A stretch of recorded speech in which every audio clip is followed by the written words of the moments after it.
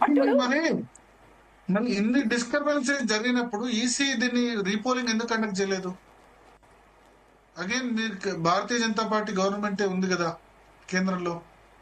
మీకైతే రాష్ట్ర బీజేపీ నాయకత్వం సహకరించకుండా ఉండాలి. అట్లీస్ట్ రాష్ట్ర బీజేపీ నాయకత్వం కూడా వాళ్ళు కూడా డిమాండ్ చేయలే కదా. ఇది ఎలా ఉంటుందంటే మీకు ఒక విషయం చెప్తాను వినండి. నాకు నిజంగా బీజేపీ మీద ఎటువంటి ఇబ్బంది, కోపాలు, బాధలు లేవు. ఎందుకంటే వెస్ట్ బెంగాల్ నిండా ఇదే బాధ మనకి, ఓకేనా. దాని తర్వాత బీహార్లలో కొన్ని ప్లేసెస్లో ఈ బాధనే. ఇక జమ్మూ అండ్ కాశ్మీర్ అయితే చెప్పనే వద్దు, మన సమస్యలు, మన బాధలు.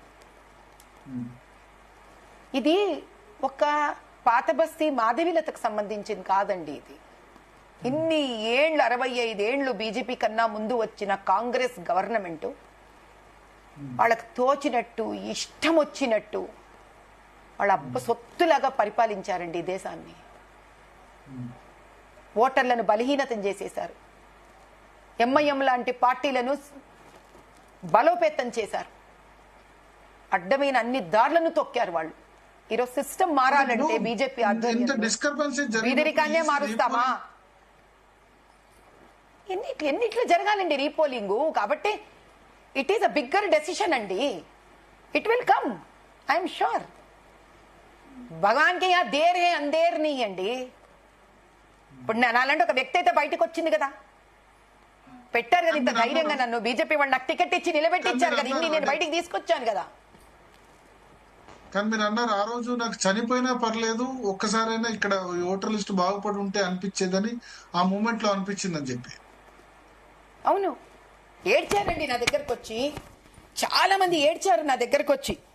ఏంటి, నేను ఆ రోజు తిరుగుతూ ఉంటే ఎలక్షన్ రోజు, అమ్మా मेरा बेटा का वोट नहीं है अम्मा, आपको वोट डालना है अम्मा. చాలా ఆ నిస్సహాయ స్థితి నాకు చాలా బాధ కలిగిందండి. ఏంటి, ఏం చేస్తున్నాం, వాట్ ఆమ్ ఐ డూయింగ్? ఇది రాజ్యాంగము, ఇక్కడ రాజ్యాంగము, ఇది ఒక డెమోక్రసీ. ఇక్కడ కాంగ్రెస్ ఇష్టం వచ్చినట్టు దాని పనులు చేస్తూ ఉంటుంది. For the first time Bharat గారు, తెలంగాణ ఎంత అసురక్షితంగా అంటే ఎంత అన్సెక్యూర్డ్గా, సురక్షితం లేదు ఇక్కడ తెలంగాణకి. నిజం చెప్తున్నానండి. ఆడుకుంటున్నారు ఓటర్లతోటి, ప్రజలతోటి. మేల్కోవాలండి, ప్రజలు మేల్కోవాలి. ఒక్కసారనే వీళ్లకు న్యాయం జరగాలి, రాజ్యాంగ పరంగా వీళ్ళకి న్యాయం జరగాలి, నిజమైన డెమోక్రటిక్ న్యాయం జరగాలి వీళ్ళకి. ఇది మాధవీలత గురించో, ఎలక్షన్ గురించో, నా గెలుపో, నా ఓటమికి ఏమాత్రం సంబంధం లేదు భరత్ గారు. 144 సెక్షన్ ఇయ్యరా అండి? అదే చౌరస్తా ఎక్కడైతే నన్ను అంతమంది మాబ్ గ్యాదరింగ్ చేశారో ఎంఐఎం వాళ్ళు, వాడు అమ్మనా బూతులు తిట్టాడండి నన్ను ఆ రోజు. మీకు దానికి ఎఫ్ఐఆర్ ఉండదా అండి? చూద్దాం, ఆ విజువల్ కూడా ఉంటే పీసీఆర్ ఒకసారి ప్లే చేయండి.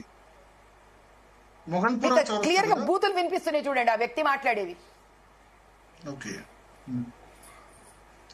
ఎట్లా మరి ఇప్పుడు బీహార్ లో ఎస్ఐఆర్ జరిగినట్టు ఇక్కడ హైదరాబాద్ లో కూడా జరగాలని మీ డిమాండా?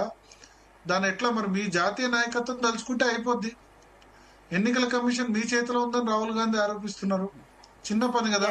హైదరాబాద్ లో చాలా ఉన్నాయని చెప్తుంటాడండి. నేను మీకు ఇందాకే చెప్పాను, రాహుల్ గాంధీ అసలు ఫస్ట్ కాన్స్టిట్యూషన్ తెలుసుకోడు, ఇష్టం వచ్చినట్టు మాట్లాడతాడు. ఏముందండి, అమెరికాలో ఇక్కడ civil services, America gate exam రెండు కలుపుతాడు. ఏం మాట్లాడతామండి ఆ వ్యక్తితోటి? ఏం మాట్లాడతాను చెప్పండి. కానీ ఒకటి ఉంది, ఎంఐఎం బీజేపీ మ్యాచ్ ఫిక్సింగ్ అంటారు కదా. ఎక్కడ బీజేపీని గెలిపేవాలంటే బీహార్ లో పోయి పోటీ చేస్తారు. ఆర్జేడీని ఓడించాలంటే ఎంఐఎం, సమాజ్వాదీ పార్టీని ఉత్తరప్రదేశ్ లో ఓడించాలంటే ఎంఐఎం వస్తుంది.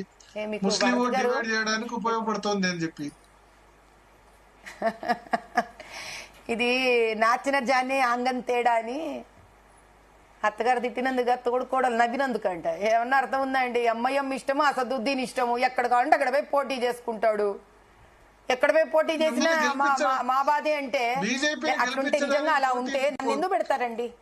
నన్నెందుకు అసదుద్దీన్కి ఎదురుగా పోటీకి నన్ను ఎందుకు దింపుతారండి?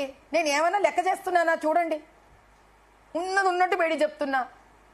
వాళ్ళిద్దరి మధ్యలో ఫ్రెండ్షిప్ ఉంటే ఊరుకుంటారా ఎవరైనా? నేను ఇంత ఇష్టం వచ్చినట్టు చెప్తుంటే, నిజాలన్నీ బయట చెప్తుంటే రాహుల్ గాంధీ చాలా సార్లు ఆరోపించాడు కదా ఎంఐఎం వీళ్ళంతా ఫ్రెండ్లీ అని చెప్పి బీజేపీని. అంటే ఇక్కడ వాళ్ళ ఫ్రెండ్షిప్ రాహుల్ గాంధీ కనిపించట్లేదా? కొత్తగా ఇప్పుడు అంత బుద్ధి వచ్చింది చెడు కూడా కేసీఆర్ ఏంటండి రాహుల్ అధికారంలో పోయిన గాంధీకి? తర్వాత. మతిస్థిమితం కేసీఆర్ ఉందా? అబ్బాయికి అది అధికారంలో కూడా పోయిన పోయిందా? తర్వాత కాంగ్రెస్ అధికారంలోకి వచ్చిన తర్వాత వచ్చింది, కానీ అప్పటి వరకు 10 సంవత్సరాలు అయితే కాంగ్రెస్ కు వ్యతిరేకంగానే మాట్లాడాడు కదా ఓవైసీ. మనకి ఓవైసీ గురించి తెలియంది ఏముందండి? టీఆర్ఎస్ వస్తే టీఆర్ఎస్ కు మాట్లాడతాడు, కాంగ్రెస్ వస్తే కాంగ్రెస్ కు మాట్లాడతాడు. మరి మీకు మహారాష్ట్రలో కూటమిలో వాళ్ళు ఇష్టం వచ్చాడు కలిసే ఉన్నారు కదండి. వాళ్ళే కాంగ్రెస్ కి ఒక పద్ధతి ఏ రోజైనా ఉండడం చూసారా మీరు? మహారాష్ట్రలో ఇండివిజువల్ గా పోటీ చేసింది, మహారాష్ట్రలో ఎంఐఎం వీళ్ళ కూటమిలో ఏం లేదు. ఏమైనా సీట్లు వచ్చింటే అప్పుడు తెలిసిండే లోపల వీళ్ళు కలిసి పని చేస్తారో చేయరోనని. అది మొత్తానికి ఊడ్చుకోపోయింది, ఒక్కటి కూడా లేకుండా అయిపోయింది. అక్కడ ఒకటి వచ్చి ఎగిరిపోయింది కాబట్టి సైలెంట్ అయిపోయింది ఎక్కడదక్కడ. బీహార్ లో ఆర్జేడీ కాంగ్రెస్ కూటమిలో తీసుకోవట్లేదు ఓవైసీని. ఇంకేం తీసుకుంటారండి? పోయిన సంవత్సరం ఆ ఎలక్షన్ తోటి అంతా అర్థమైపోయింది, ఇది వస్తే ఉన్నది కాస్త పాడైపోతుంది వ్యవహారం అని. ఎవరు తీసుకోరు. ఓపెన్ గా ఒకటే చెప్తున్నాను భరత్ గారు. ఇప్పుడు 5-6 లక్షల బోగస్ ఓట్లు ఉన్నాయన్నారు, ఇంకా 3.5